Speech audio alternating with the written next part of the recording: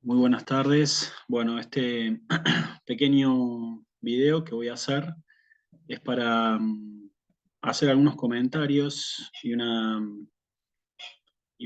pequeña introducción a un verbo muy importante en el latín, en realidad en cualquier idioma, que es el verbo ser o estar, y que en latín nosotros lo conocemos por su infinitivo, que es lo que se puede ver aquí, que es el infinitivo ese, como se le llama. ¿Sí? Es decir, así como tenemos en español el ser o estar, que son dos posibles significados de este verbo, en latín este mismo verbo corresponde, se denomina por su infinitivo, por su modo, que es, como vemos aquí, el S, escrito propiamente con una doble S con doble consonante. Hay que hacer algunas aclaraciones al explicar este verbo, y es en primer lugar que, al igual que en español, es un verbo irregular, ¿sí? Con lo cual va a tener algunas características que lo van a diferenciar propiamente de todos los verbos que nosotros conocemos como regulares. Por otro lado, que hay un dato muy interesante, que es que cuando uno se acerca en latín a buscar este verbo, si nosotros intentamos buscarlo en el diccionario, quizás pensaríamos que lo vamos a encontrar propiamente de esta forma, que es con su infinitivo. Pero uno de los puntos interesantes es que no siempre, y en varios diccionarios, sucede que no aparece de esta forma, es decir, identificado propiamente como su infinitivo. Vamos a buscar a la letra E, por ejemplo, no va a estar S, generalmente, o muchas veces, sino que lo vamos a encontrar con otra forma, con otra manifestación, que la voy a escribir aquí, que es con la palabra sum. Por eso es que algunos dicen vamos a estudiar el verbo sum. En realidad, el sum, hablar de sum, es la primera persona del singular del tiempo presente del modo indicativo, que es decir, cuando yo digo yo soy. Ego sum pastor bonus.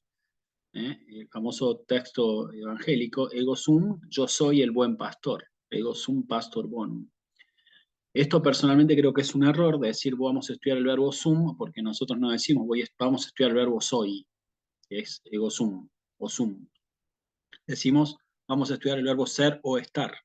Entonces, propiamente, más bien correspondería que en los diccionarios pudiéramos encontrar nosotros el infinitivo ese y no que nos aparezca con la palabra sum. Y lo mismo sucede con otros verbos. Si yo, por ejemplo, pienso en el verbo pensar, si lo quisiera buscar, correspondería que lo busque a través de su infinitivo cogitare, ¿sí?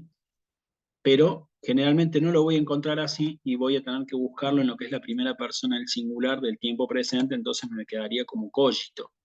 Lo voy a buscar como cogito. Y por ejemplo, el verbo amar, yo debería encontrarlo con su infinitivo amare, infinitivo presente, pero generalmente lo voy a encontrar como amo, dos puntos y un numerito al lado, uno, que significa que es un verbo que pertenece a la primera conjugación. Personalmente no comparto mucho esta forma de los diccionarios, porque creo que justamente arrastran alguna confusión, que es decir, voy a estudiar el verbo cogito, o voy a estudiar el verbo sum, o voy a estudiar el verbo amo, y en realidad nosotros no decimos voy a estudiar el verbo soy, voy a estudiar el verbo pienso, o voy a estudiar el verbo amo, sino que lo decimos propiamente por su infinitivo. Voy a estudiar el verbo ser, voy a estudiar el verbo pensar, o voy a estudiar el verbo amar, ¿sí? Esto es algo que viene desde hace mucho tiempo en los diccionarios y que, como digo, lleva a esto que algunos digan, se expresen de esta manera. Este verbo, ser o estar, entonces tiene un infinitivo que, como estamos viendo, es ese, infinitivo de presente. En los diccionarios, cuando uno se acerca también a trabajar sobre este verbo,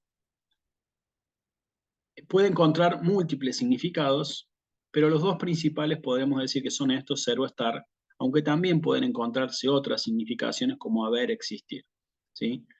En los diccionarios muchas veces van a encontrar ustedes cuando busquen la palabra, este verbo, unas líneas, digamos, que subdividen una aplicación de otra. Entonces, en un caso va a significar ser o estar, de ser, perdón, y en otros casos puede significar estar, y en otros casos puede significar existir, haber, etc. Y esas posibles utilizaciones de la misma palabra, del mismo vocablo, aparecen divididas por dos líneas en forma vertical. Eso es lo que indica propiamente el diccionario. ¿Sí? En este caso, entonces, estamos hablando de un verbo, del verbo más importante, que es este verbo irregular, ese, ser o estar. ¿Sí? Uno de los puntos también muy importantes que hay que considerar es que en el latín nosotros tenemos una particularidad, un elemento que hemos conversado o siempre lo tratamos de revisar, y es que en las lenguas romances desapareció un elemento que en el latín sí existió y que se representa por esta palabra que vemos aquí que dice que se llama paradigma. Esta palabra viene del griego paradigma. Paradigma significa en griego el modelo o el ejemplar de algo determinado. ¿Sí? Y es muy interesante porque justamente tenemos aquí un elemento no siempre bien trabajado, no siempre bien recordado tampoco, ni siempre bien diferenciado, porque a muchos les pasa que saben, por ejemplo, conjugar el verbo ser o estar, el verbo ese, como acabamos de decir en su modo infinitivo, pero no se recuerda siempre bien el paradigma y la funcionalidad que tiene o la utilidad que tiene para nosotros conocer este paradigma. ¿Sí? El tema del paradigma es tan importante que podemos decir, y mucho más en el caso del verbo ser o estar, que no está bien estudiado el latín si uno no se memoriza bien algunos paradigmas. En este caso, el de este verbo irregular ese, ser o estar, es muy importante conocerlo de memoria, ¿sí? Porque además nos va a hacer, no solamente por lo que representa en cuanto modelo o ejemplar, sino que nos va a permitir, nos va a ser muy útil para la conjugación del verbo. ¿Sí? Este tema de la conjugación del verbo también es muy importante recordarlo, propiamente la palabra conjugar, porque muchas veces hay una confusión cuando se avanza en el latín con el estudio de un tema como las declinaciones, surge una confusión entre lo que es propiamente conjugar y lo que es declinar. ¿Sí? ¿Eh? La conjugación propiamente corresponde a los verbos, la declinación, que nosotros vamos a ver más adelante, corresponde a otro tipo de palabras, pero que no se declinan, perdón, que no se conjugan, sino que se declinan, que vamos a ver son los sustantivos, adjetivos y pronombres. ¿Sí? Entonces, es una distinción importante recordar lo que es, por un lado, conjugar y por el otro lado, lo que es declinar. Cuando hablamos de verbos, propiamente, nos referimos a conjugación. Entonces, tenemos nosotros un paradigma para todos los verbos en latín, todos los verbos van a tener un paradigma, y este paradigma asume el lugar, como lo dice la palabra griega, de ser un modelo o ejemplar. Simplemente eso. El modelo o ejemplar no nos dice a nosotros todo acerca del verbo, pero sí nos dice mucho, nos aporta información a la hora de poder conjugar un verbo o a la hora de poder conocerlo a ese verbo. ¿Sí? Hay que recordar entonces que se trata de un elemento característico del latín muy importante que en el recorrido, digamos, de la lengua latina en cuanto a lengua madre a las lenguas romances desapareció, porque nosotros no tenemos paradigmas ni en el español, ni en el portugués, ni en el italiano, ni en el francés, ni en el inglés, por ejemplo, que tiene también una relación, un vínculo con el latín, porque hubo muchas palabras del latín que se recibieron en el idioma inglés a través del francés. Entonces, vamos a tener que recordar que este es un elemento característico muy importante en el latín, el paradigma, el famoso paradigma. Y en el caso del verbo ser o estar, tenemos propiamente un paradigma, que es este que está aquí compuesto por 4 elementos.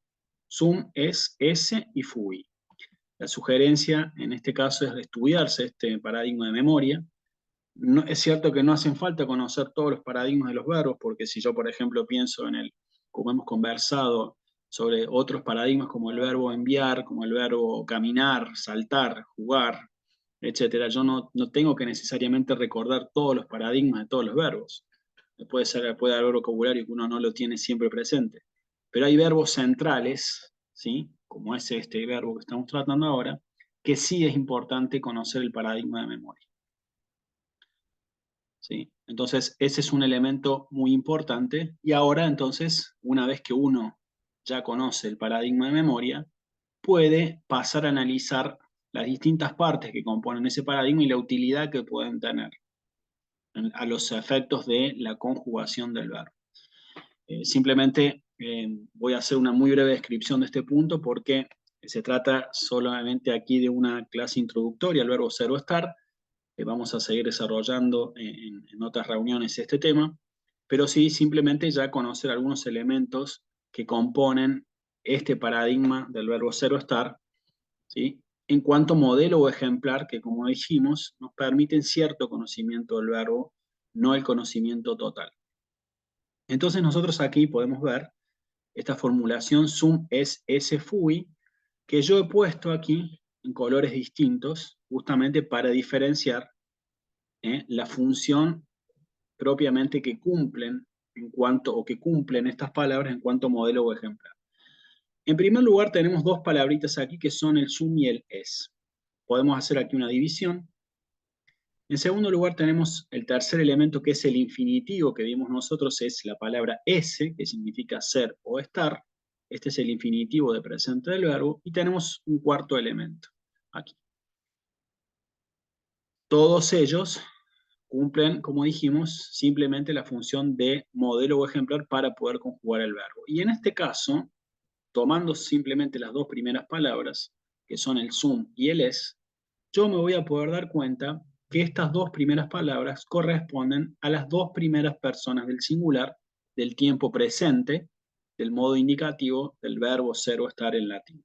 ¿Sí? Que yo lo voy a formular entonces del siguiente modo, voy a conjugarlo, perdón, del siguiente modo, que es sum, es, est, sumus, estis, sunt.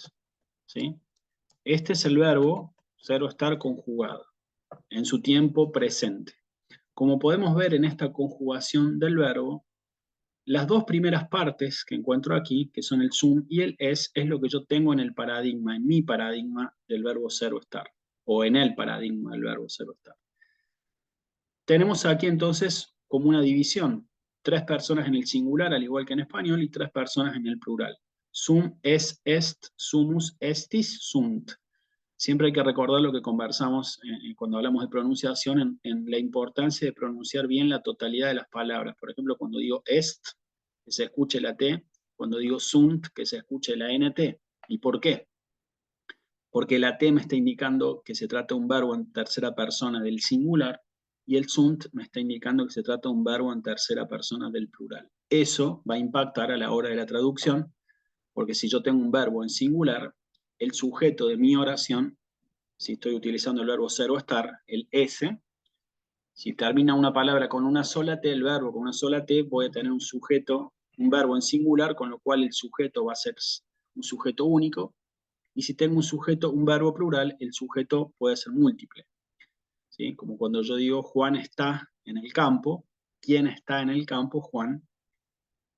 Pedro y Juan están en el campo. ¿Quiénes están? Sunt en el campo. Pedro y Juan. Ahí tenemos un sujeto plural. Pero como podemos ver entonces, cuando hablamos de este verbo conjugado en el tiempo presente, que es esto que está aquí, ¿sí? Solamente entonces nos encontramos con que el paradigma de mi verbo en este tiempo presente me está dando solamente dos partes, que son las dos primeras personas del singular, que son sum y es. ¿Qué sucede con el resto de las personas? No se encuentran descritas o detalladas en el paradigma.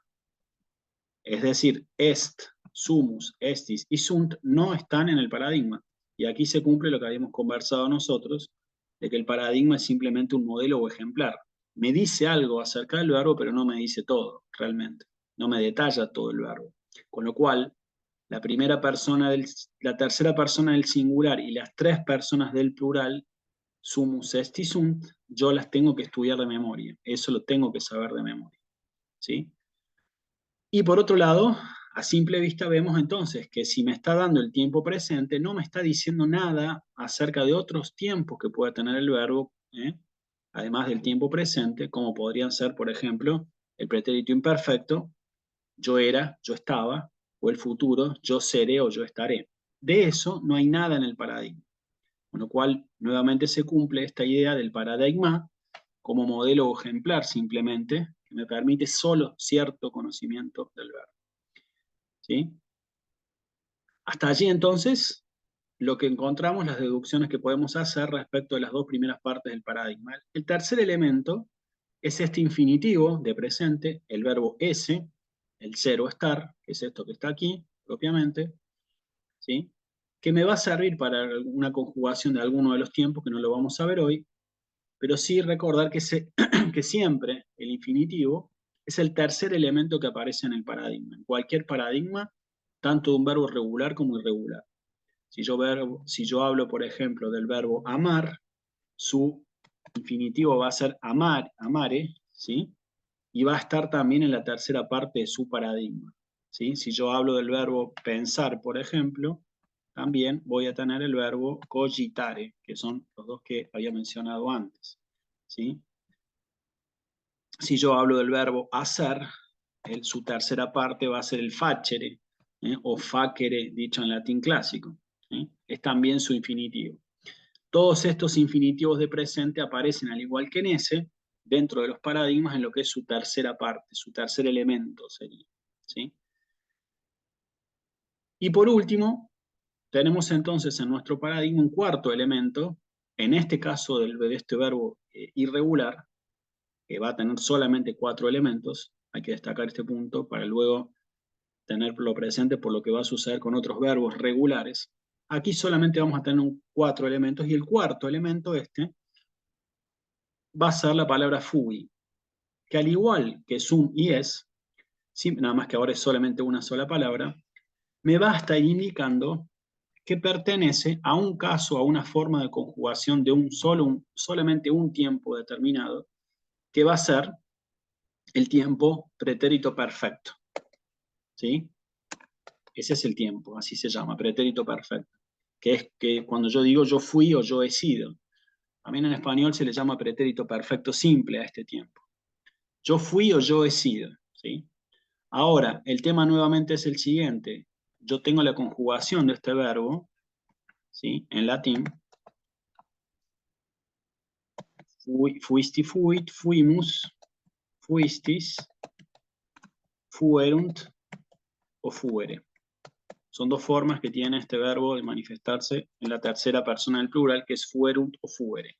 Tenemos entonces nosotros aquí nuevamente 3 personas en el singular y 3 personas en el plural. La última es fuerunt o fuere. Son 2 opciones que pueden aparecer en los textos, pero es la misma tercera persona del plural. A simple vista, entonces, lo que sucede es lo siguiente. Fui aparece aquí. Es la primera persona del singular de este tiempo pretérito perfecto del modo indicativo. ¿Sí? Fui. ¿Y qué sucede entonces con el resto de las personas? En sum y en es me daba las 2 primeras personas del tiempo presente, pero en fui me da solamente una persona, que es la primera persona del singular. ¿Qué pasa con la segunda del singular, tercera persona del singular? Y las 3 personas del plural no las tengo tampoco en el paradigma, con lo cual nuevamente el paradigma es simplemente modelo o ejemplar para el conocimiento del verbo.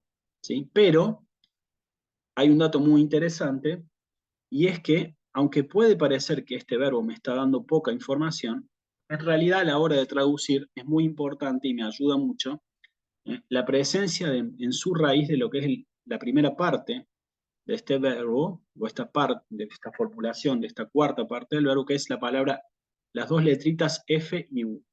¿Por qué? Porque cuando yo esté viendo algún texto y lo tenga que traducir, ¿sí? Voy a ponerlo con otros ejemplos. Cuando aparezcan, por ejemplo, una palabra como fuerunt, o cuando yo vea fuere, ¿sí? O cuando yo vea fueramus, ¿sí? O fuistis, ¿sí? Son algunas formas, ¿eh? O fuero, ¿sí?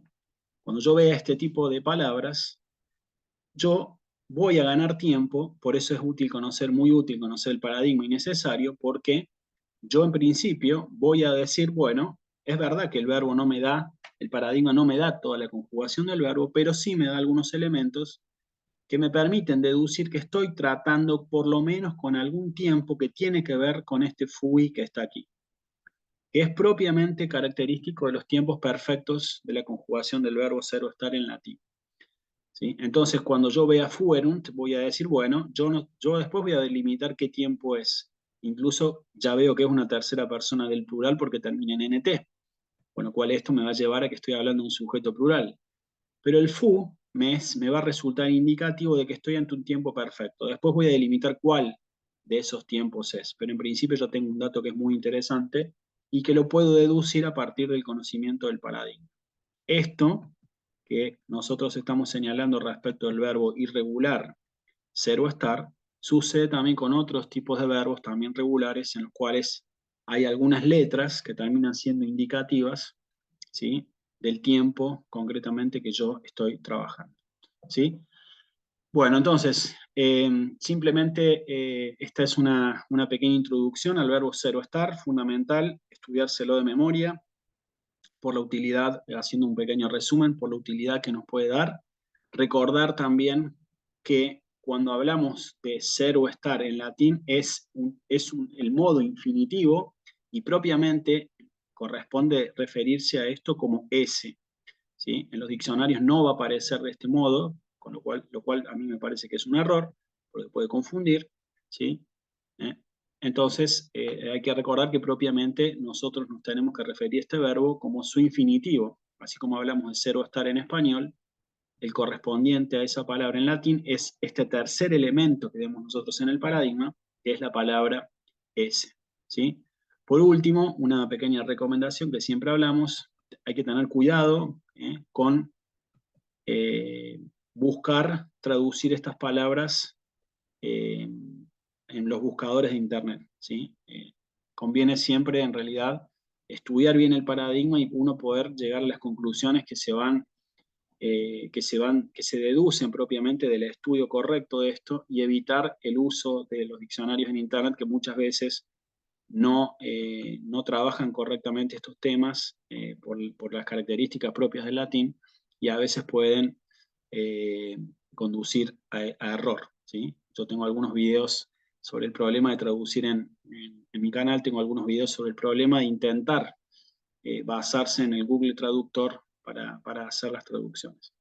Y por último, entonces, la ventaja de todo esto es que el estudio adecuado y las deducciones que se pueden hacer a partir del conocimiento de los paradigmas termina siendo uno de los elementos que hacen la riqueza del latín, no solamente en cuanto al estudio de lengua madre, lengua romance, sino por todo el ejercicio intelectual que representa toda esta deducción, toda esta investigación, ¿sí? Y que, como les comentaba recién, se ve perjudicado ese estudio cuando yo directamente recurro a un traductor que va a obviar muchos de estos pasos de investigación que nosotros podemos realizar para conocer un verbo. Así que bueno, simplemente eso en esta primera clase introductoria del verbo ser o estar en latín, que se llama propiamente por su infinitivo esse.